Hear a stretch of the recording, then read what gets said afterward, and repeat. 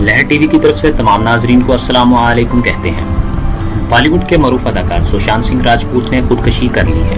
उनकी लाश मुंबई के इलाके बांद्रा में वाक़या उनके घर से मिली है। इस वाक़या के बारे में सुशांत सिंह राजपूत के नौकर ने पुलिस को इतला दी है और खुदकुशी की वजह अभी तक वाज़ह नहीं हो रही। ये सब जानने से पहले लहर टीवी को सब्सक्राइब करें और बेल आइकन पर क्लिक करें।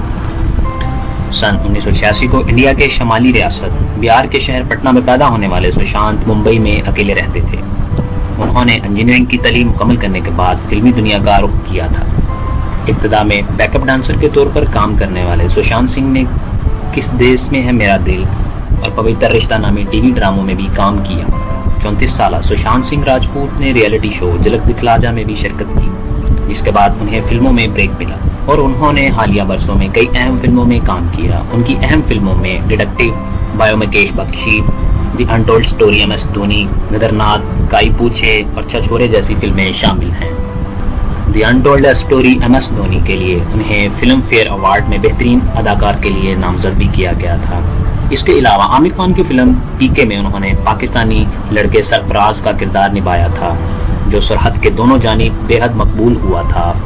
साइंस के मौजू पर उनकी फिल्म चंदा मामू दूर के आने वाली थी, लेकिन बजट की कमी के सबब उसकी शूटिंग फिलहाल रोक दी गई थी। सुशांत सिंह फिल्मी दुनिया से ताल्लुक रखने वाली पहली ऐसी नौजवान शख्सियत नहीं है जिन्होंने अपनी जान ली।